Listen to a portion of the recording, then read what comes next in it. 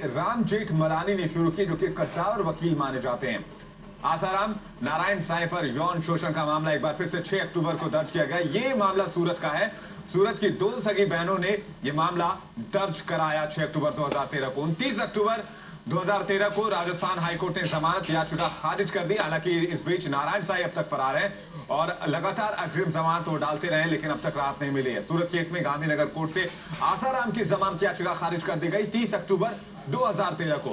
1 नवंबर 2013 को supreme court ने media reporting पर रोक से इनकार कर दिया। हालांकि ये कहा गया कि थोड़ी जो संयम है वो इस मामले में बरती जाए, लेकिन आसाराम ने मांग की थी कि मीडिया जिस तरह से आसाराम से जुड़ी हुई खबरों को दिखा रहा है उसे पूरी तरह रोक लगनी चाहिए, लेकिन ऐसे सुप्रीम कोर्ट ने इनकार कर दिया। और आज ये जो तारीख है, ये आज का वक्त है चार्जशीट दाखिल करने का। कुल 1300 पन्नों की चार्जशीट तैयार की गई है। शैलेंद्र हमारे साथ लगातार बने हुए हैं। शैलेंद्र, पॉक्सो की तहत भी मामला दर्ज किया गया है। इसमें धाराएं 3 और 4 लगाई गई हैं, जैसा कि हमारे पास खबर आ पा रही है। क्या है इन धाराओं के तहत पॉक्सो की, अगर धारा 3 और 4 की बात करें तो? जी, पॉक्सो का मामला जो होता है वो आपको बता दें कि विवेक की नाबालिग के साथ जब छेड़छाड़ और शारीरिक शोषण की बात होती है तो उसमें इन धाराओं का इस्तेमाल होता है। हालांकि जुवेनाइल जस्टिस एक्ट भी जो है वो इसी के लिए यूज होती है, लेकिन पॉक्सो होने के बाद ये जो सजा होती है वो लंबी हो जाती है। कोर्ट जो होता है उसको जल्दी से अपना वर्डिक्ट जो है वो अनाउंस करना पड़ता है, और ये कहीं ना कहीं आसाराम के लिए भी और कहीं ना कहीं जो पीड़िता है उनके लिए भी कहीं ना कहीं राहत की बात है कि जो मामला होगा, जो कन्विक्शन होगा जल्दी से जल्दी हो जाएगा, और जो न्याय है जिसके ऊपर लोग अंतिम तरफ पर देखते हैं उसके लिए बड़ी राहत की खबर है। जी शैलेंद्र, आपको पता होगा कि इन्वेस्टिगेशन ऑफिसर इस मामले में, जोधपुर मामले में एसीपी चंचल मिश्रा हैं और वही केस को इन्वेस्टिगेट कर रहे हैं। क्या आपकी उनसे बातचीत हो पाई? किसी तरह की जानकारी उन्होंने दी चार्जशीट दाखिल करने से पहले? किसी तरह की बातचीत आपकी अभी तक?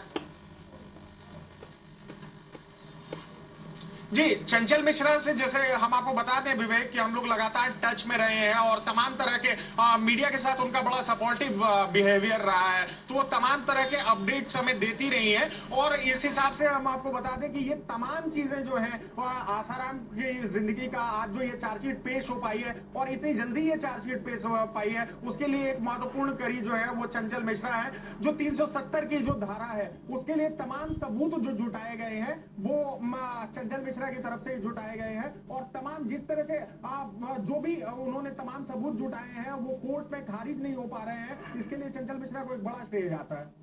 जी, पॉक्सो की धारा 5 और 6 लगाई गई है। इसके पहले मैंने 3 और 4 कही थी, इसके लिए मैं माफी चाहूंगा। और शैलेंद्र, आप हमारे साथ बने रहे, आपके पास वापस आएंगे।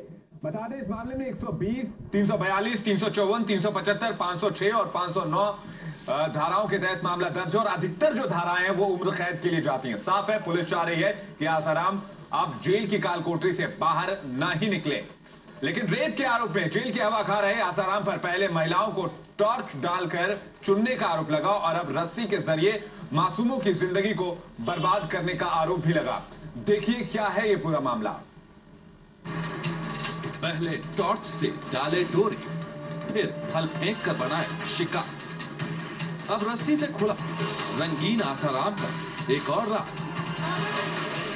नाबालिग से रेप के आरोप में सलाखों के पीछे पहुंच चुके आसाराम की जिंदगी पर ऐसी कालिक लगती जा रही जो शायद ही कभी धुल पाए।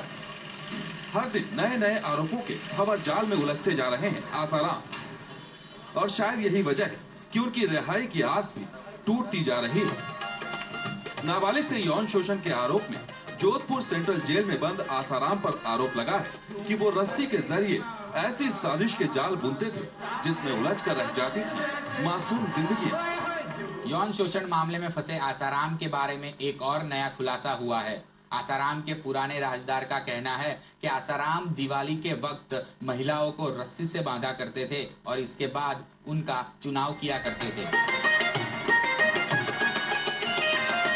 आसाराम पर पहले भी सत्संग कार्यक्रम के दौरान टॉर्च की रोशनी और फल फेंककर लड़कियां पसंद करने का आरोप लगता रहा है, लेकिन इस बार आसाराम पर रस्सी खींच प्रतियोगिता के जरिए लड़कियों को फांसने का सनसनीखेज आरोप लगा है।